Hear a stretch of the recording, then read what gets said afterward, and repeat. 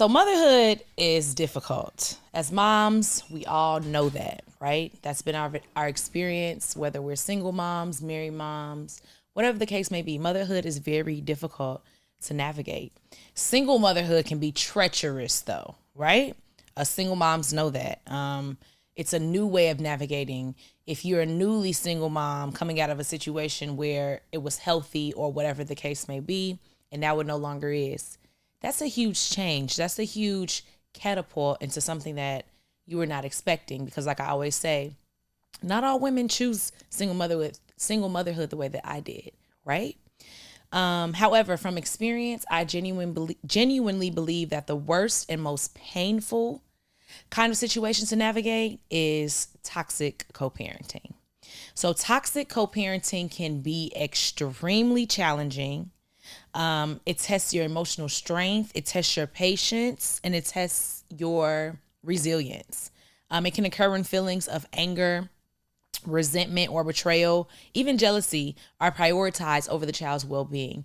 And this can come from either parties. But as always, I am here advocating for my mommies, right? So sometimes when people can't get their way, they attempt to harm the child's relationship or view of the other parent. If courts have gotten involved, sometimes people will literally blatantly ignore court delegated rules or parenting plan. And worst of all, sometimes parents will even hide behind the child. They'll either blame their ill will toward the other person or the child, or they'll simply just blame the other parent to the child as to why, the parent doesn't have as much time or doesn't see the child as much, whatever the case may be. So instead of looking inward, they tend to point the finger and find anybody to blame besides themselves, right? So for a narcissistic or egotistical or simply just toxic person to see where they're in the wrong, it's almost impossible, okay? Any parent that's not focused solely on the needs of the child, it can be impossible to try to navigate any kind of healthy situation with them. Being the parent that is willing to do whatever is in the best interest of the child is draining, because no matter what you do, no matter what you say, no matter what you attempt, you simply cannot have a positive co-parenting experience with someone who is focused on being toxic, with someone who is not solely focused on the better being of the child. So all you can simply do is learn how to navigate it in ways that keep the child out of the crossfire and keep you in a sound state of mind to continue raising your child the best way that you know how. So how can you solve this huge issue that can either grow bigger or grow smaller as time goes on? Sometimes inactive parents grow weary of trying to break the other parent down. Sometimes parents spend their in and out daily time trying to find ways to hurt the other parent.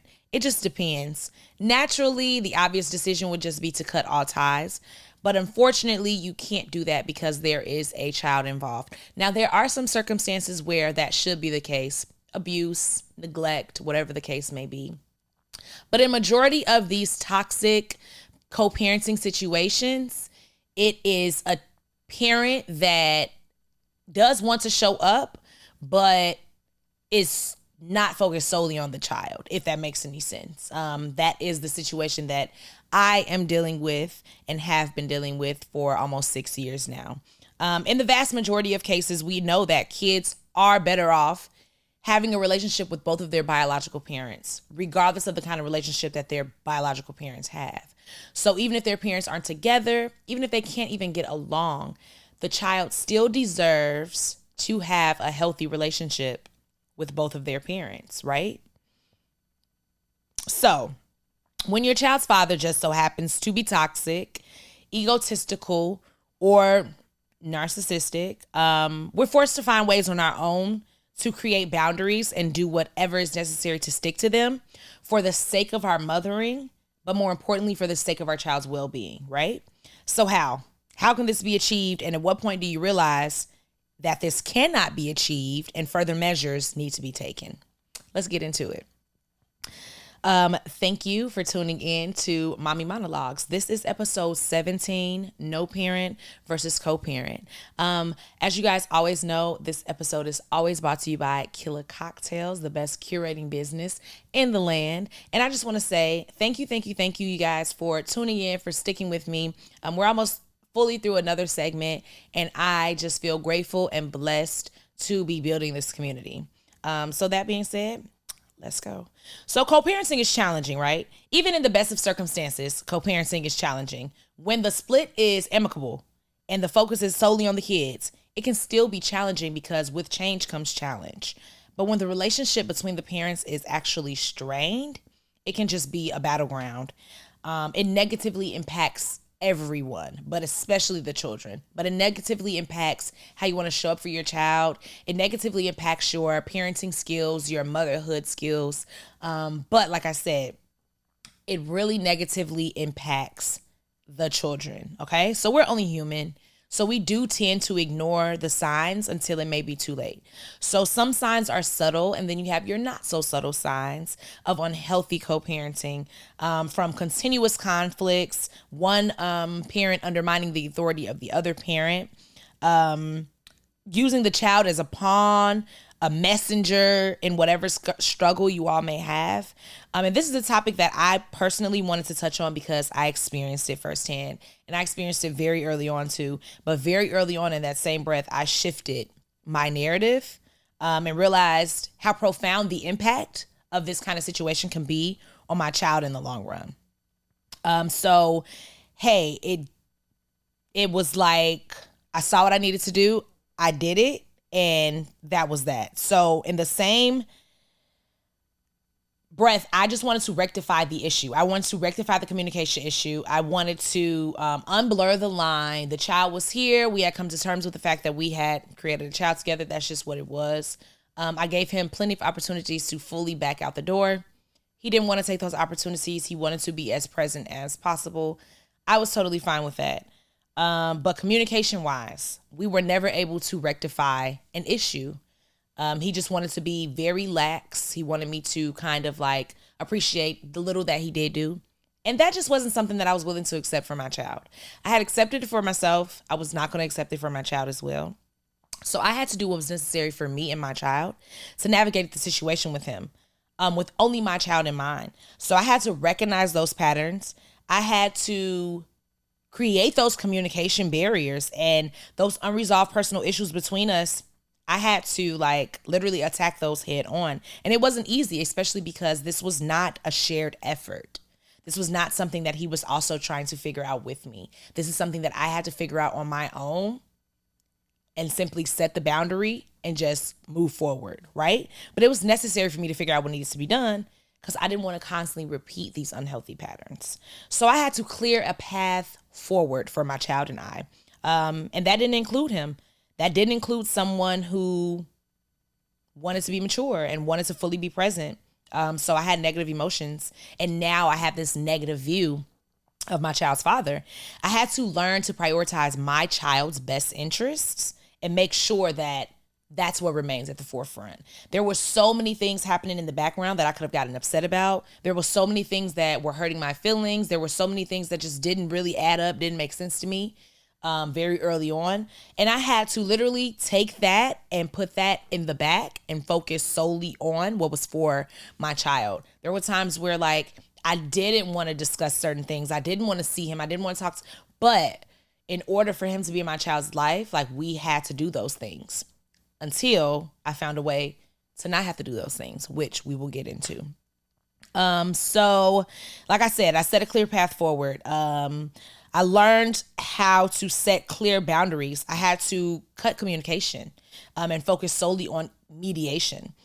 So my child's father to this day do not communicate at all. And we have not for quite some time now. We could never just seem to have an adult conversation. Never a conversation where things got resolved, right?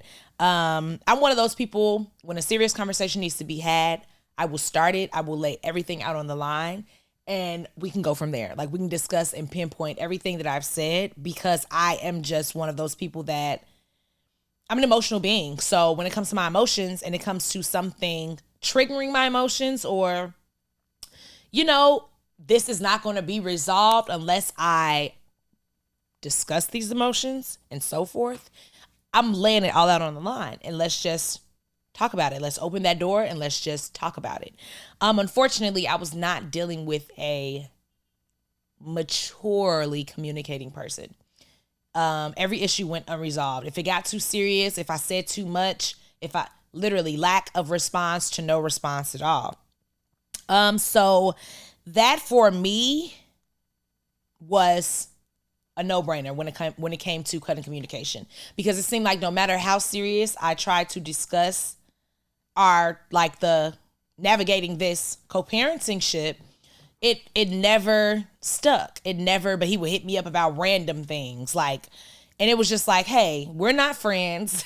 There's no kikiing. Because don't get me wrong, me and my child's father had a very good point where we actually were friends. We were maintaining great co-parenting relationship, a great friendship even. And then some things happened where he decided to throw me under the bus for someone else, and that was clean cut. So that was about 3 years ago. And since then, there's been nothing for us to directly discuss, because it could never be solely about the child. So we were mediated through my mother for almost 4 years. And that was up until the point where I didn't live with her. Now my child is almost 6. She can perfectly communicate as she sees fit with him on her own, right? And over the course of 5 years, I have definitely discovered numerous amounts of ways to navigate toxic co-parenting situations and make sure your child is unscathed. Like I always say, it's not easy, but it's also not impossible. So here are my top 5 ways to just navigate toxic and unhealthy co-parenting, okay? So first off, you have to identify it. You have to identify what behaviors are considered toxic, what behaviors are considered unhealthy, and what behaviors will not in any way positively impact the relationship between you two that trickles down to the relationship you all have with your child. So I leave the door open for her father. He is electronically present, but to be blunt, he is very lax with her. He barely knows much about her. He barely knows her, but I still leave his access just the same, simply because he's not neglectful. He's just lax. He just does just enough. So she does know him, but like I said, she hears from him just enough to not forget him. But on the same plateau, the same way I don't force him to call, I don't force her to answer. He can go weeks, and if he calls, I don't say, hey, you need to talk to your dad. I don't know. I wait to see her respond. Hey, your dad's calling. Do you want to talk right now? Sometimes she does, sometimes she doesn't. And I allow her that discretion because he has that discretion. And I'm not going to force her, to feel like she has to do something. That's just not something that I'm interested in. I don't speak negatively about him in front of her. I don't express any adult details in regards to our situation around her. She's a child. She doesn't really need to know. And more importantly, she'll eventually see it for herself. Like I said earlier, I had to discover and then explore this impact that this can have on children. So very early on, I knew I had to make it very clear to my child, because I knew that there was no possibility of her father and I ever being together. So I knew that I had to make it clear to her very early on, in the most child-friendly way possible, that, it would never be a 3-piece family. You'll have your relationship with your dad, you'll have your relationship with me, and that will be enough for you. We will make sure that's enough for you. Even though that turned out to be me making sure that I was enough for her. But in turn, that's what it was. It was simply always your father and I came together and we created something so amazing and so beautiful. And that thing is you. However, we're not able to ensure that you'll get all you need from life and all you need from us if we are together. And that's pretty much what it's been. And because I started that early on, I've avoided pretty much all the questions. about why we aren't together, because she's never really known us to be that. She's never seen that. So it's not a thought that she's had to let go of. It's not an idea that she's had to let go of. Nor is it a pain that she felt. I do feel like now that she's getting older, she is wondering why she doesn't at least see him often. But that's not for me to explain. That's for him to explain, and I leave that door open for him as well. It's not my place to tell her that he put himself in a position where she would get less time and attention. That's for him to tell her, and when he sees fit, I'm sure that he will handle that. So yeah. The communication breakdown. So once I realized that our conversations were less and less about our child and more about me, or the blurry idea of us, and even my mothering skills that he wasn't even around to see, I knew I had to cut direct communication and find a mediator. At the time, I didn't know if the mediation was going to be court, or I didn't know if like someone would be able to, just handle everything for us. My child's father does not live here, so everything was electronic anyways, the check-ins, the whatever the case may be. So it really wasn't difficult to do the mediation thing. It was kind of just like, stop calling my phone, call my mom's phone instead. So that pretty much wasn't difficult because I lived with my mom at the time. So, after trying to have several adult conversations, getting little to no feedback, there was no way for us to effectively communicate. And I needed to just place a boundary between us. With my child's father during my pregnancy and after, up until I didn't allow it, I was constantly manipulated, constantly gaslit. So there was no way that I could effectively communicate what I needed to about my child, especially with the long distance, and constantly be gaslit and manipulated through conversation. It just wasn't going to work. So, I knew that he wouldn't do that to my mom. And I knew that if he really was focused on my child, that would be explored through my mom, because he couldn't talk to me about those other things. And it was honestly the best thing that I could have ever done.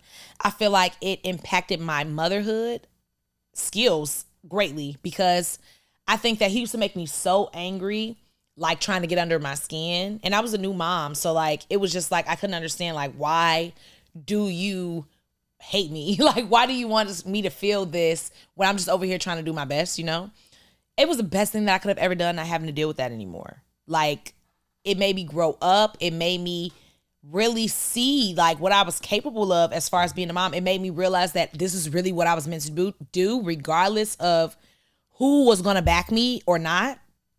And I don't have any regrets at all. I am just glad now that my mother doesn't have to deal with it anymore either. And my baby's old enough to advocate for herself now, and the middleman is cut out. That's my greatest joy for 2024. Next, legal solutions. I can't relate to this, but I still did find it important to touch on it, because there are many situations where it does come to this. And it really does need to be taken there, because some people just cannot come to terms on their own. So like I said, even though I can't relate, I felt it important to speak on.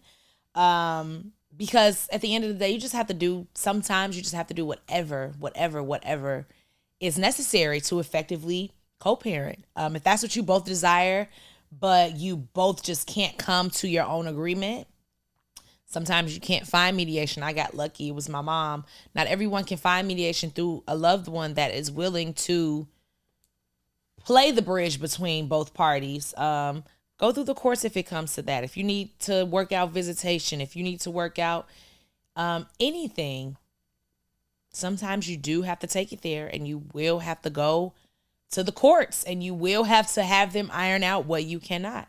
At the end of the day, you want to do what's best for the interest of the child at all times. And sometimes that requires desperate measures.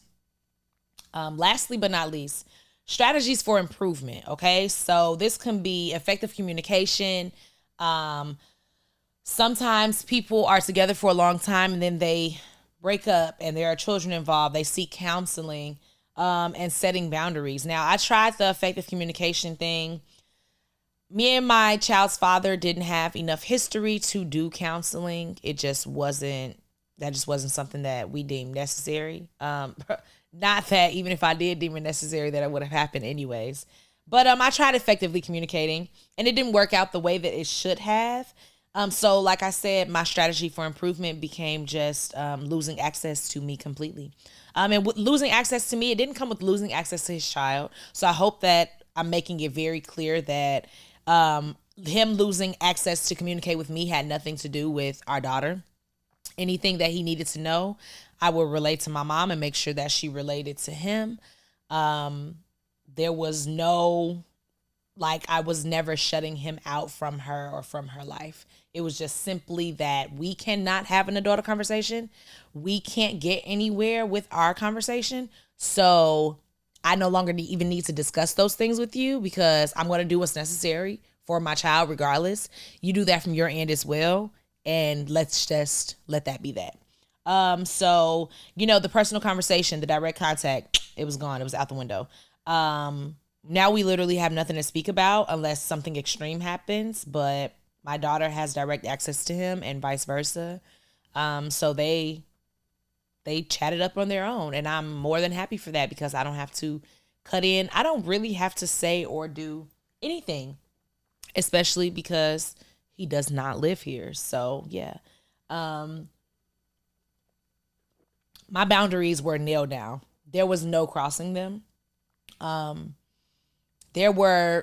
After we lost that friendship that I spoke on earlier, I definitely had to rectify my boundaries. There was no more coming and going as he so pleased. He would literally just pop in town, pop up. No hotel room booked. End up having to forcefully stay his way with my parents. Manipulation tactics like, oh, you would rather me not come at all than have to stay with you so I could see my baby. It was crazy, y'all, for quite some time. But it took for me to hone in and realize that setting boundaries didn't make me bitter. Making it very clear where I stood did not make me bitter. And wanting that separation for my child so she's not confused doesn't make me bitter. And it took me a while to realize that because I let the situation manipulate me for quite some time. But yeah, literally people just stepping on your toes, not caring about what you have going on, not making sure it's a good time for both of us. Just this is what I'm going to do because this is what I want to do. It got bad to the point where I was like, oh, don't come if you don't have your stuff together. I'm not going to be your fall girl. And it sucks that you can't have it all together to come pay your daughter a 2-3 day visit. But I had to stand on that. Because at that point, you're just popping up to see what I'm doing. You're not popping up to come and be there solely for the child. Because if that was the case, you would plan. And it took him a while to get it, but he finally did. And that was what it was. But before that, he went months without seeing her, Another boundary that I had to set for myself was not asking anything of him because he just used it as a tactic to try to get under my skin. Asking what she needed, then not giving it. Asking what she needed, getting specific directions, sending the wrong thing. Try to buy her things that he knows that I wouldn't want her to have. Things like that. So my boundary became I'm not asking you for anything. When you ask what she needs, nothing. Because it was clear that was just another tactic to just try to make me upset or make me feel away. So I just continued to do what I was always doing, which was everything on my own. So those were the reasons why I literally had to figure out what worked for me, because once I accepted that he was not going to show up 100% as a father, I didn't have to go around screaming about him being trash. He knows it. I know it. My baby doesn't need to know it. And when she does need to know it, she'll see it. She's young, but she's not dumb.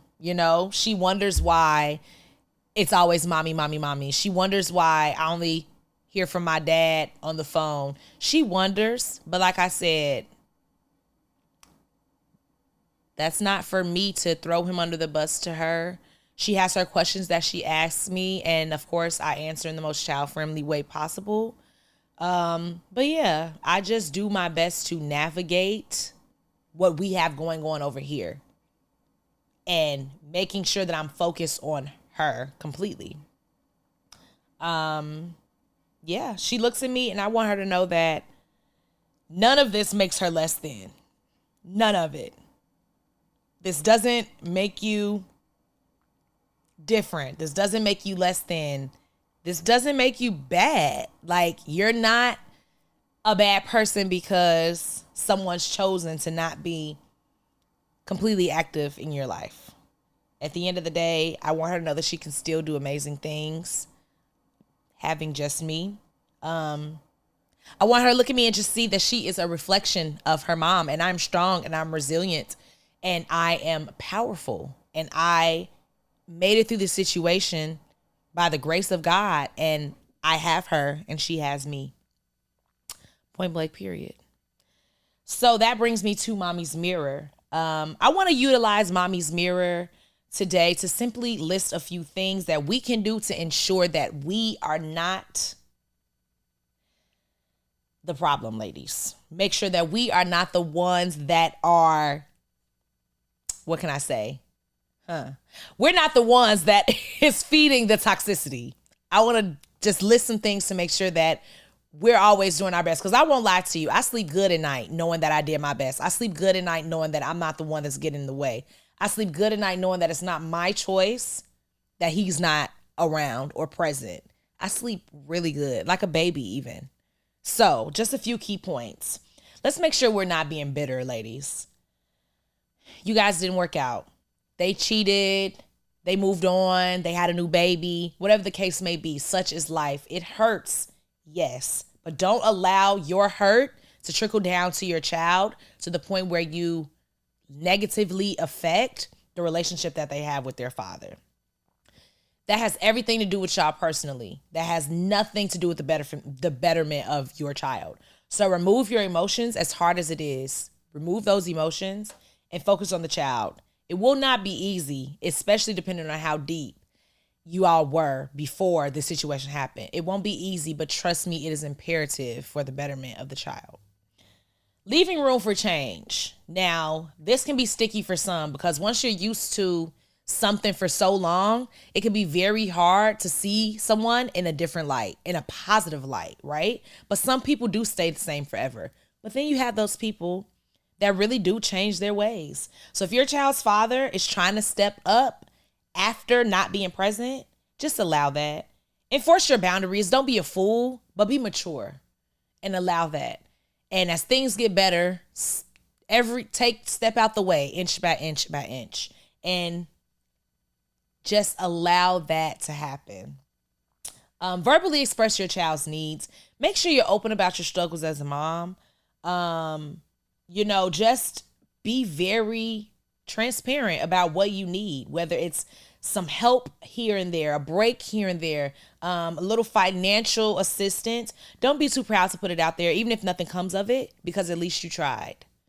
And you can go on saying like, well, I asked you for that. Well, I did try to do this. Well, I did try to do that. And it's not on you. You put your best foot forward and they just didn't match you. Okay? Now, ladies, we want the best for our children. We want our children to have that relationship with their father, right? But we cannot be willing to accept the bare minimum, okay? Just because they finally want to come around. Enforcing the all the way in or all the way out, we need to do that as women, as moms, to advocate for our children. Don't allow our child to be played with by anybody. You understand me? No matter who it is. Don't allow the situation to confuse them. Stand firm on the boundaries that you have set for them and make it very clear that you'll either fully be present or fully absent. But don't get your child's hopes up to constantly be let down. Just don't put them in that position. And it's completely avoidable as long as we are not accepting the bare minimum for them. Believe me. Specific communication about your child's future. Talk about the things that are to come so you can be on the same page in advance with the things that matter. But this is my key point for me.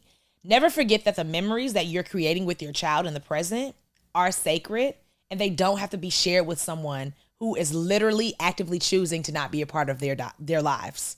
Okay? So I'll say that one again. Talk about the things that are to come so you can always be on the same page and advance with the things that matter. But never forget that the memories you're creating with your child in the present are sacred and do not have to be shared with someone who is actively choosing to not be in their lives. I had to learn this the hard way. Sometimes I feel so bad for the milestones that my child is reaching, or for the fun things that she does, or for the new things she learns.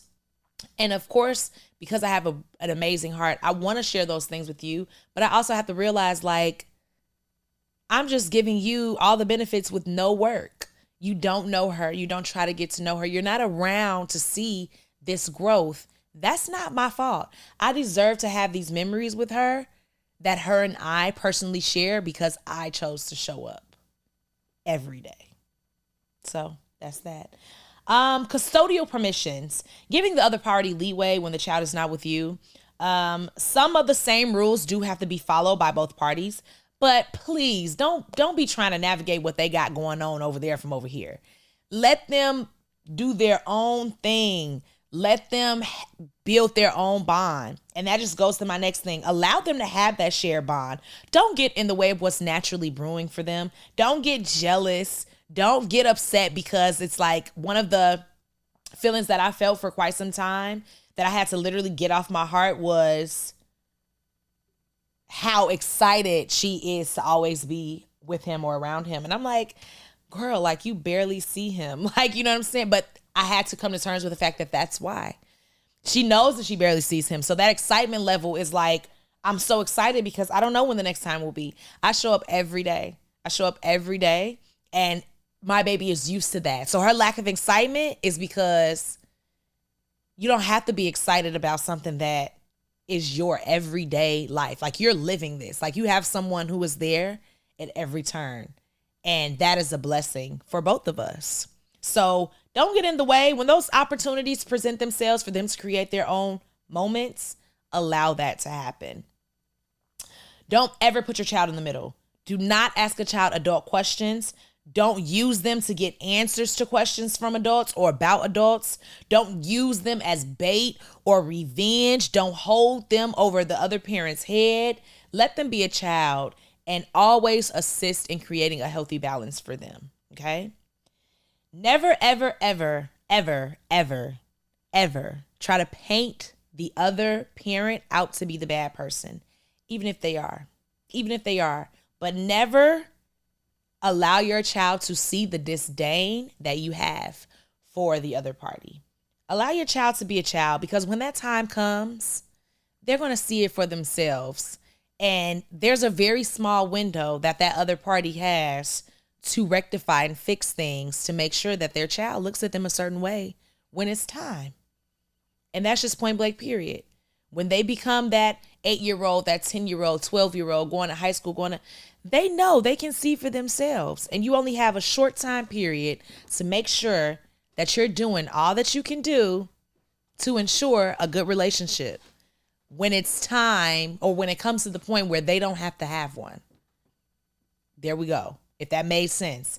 Make sure that you're using that time period to ensure that you all will have a good relationship when it comes to a point where they don't have to have a relationship with you at all.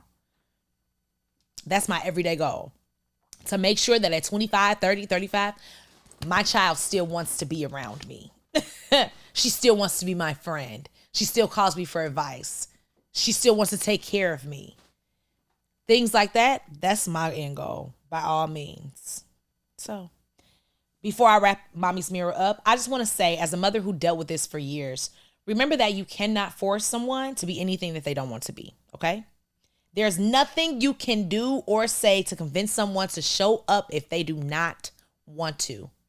We have to stop doing that, ladies. We have to stop doing that. That energy that we're putting into trying to force them to do something can be put into how we are going to navigate the situation for what it is.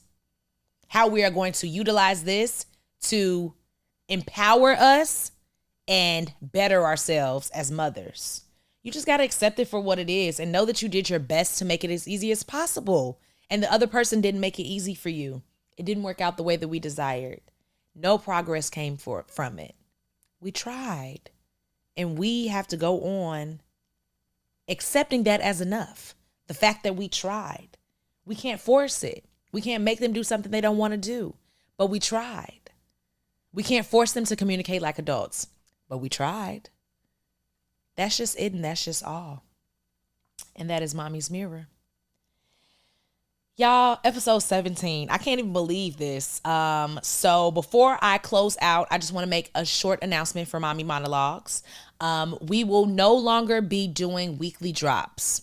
We will now be doing bi-weekly drops. We will have 2 episodes per month on I believe I scheduled for the 1st and the 3rd of the month. The 1st and the 3rd Sunday of the month. And then on the 2nd and last Sunday, I will be doing Q&A.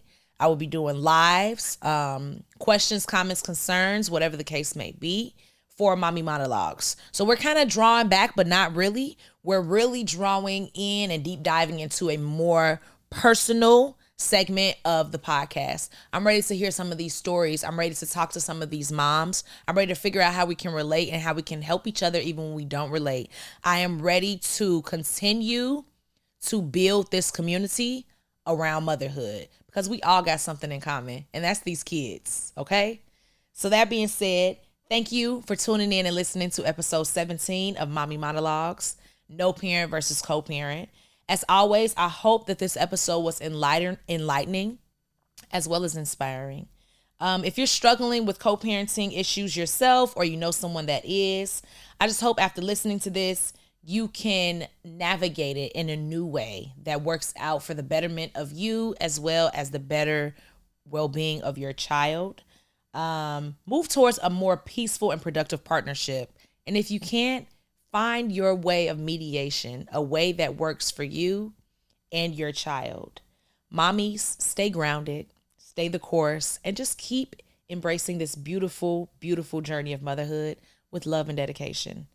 As I always say, those who can relate, please like, share, comment, and tap in. Those who can't, just take one little second to send it to someone who can. Thank you, y'all, for tuning in. I'll see y'all next week. I gotta go be a mom.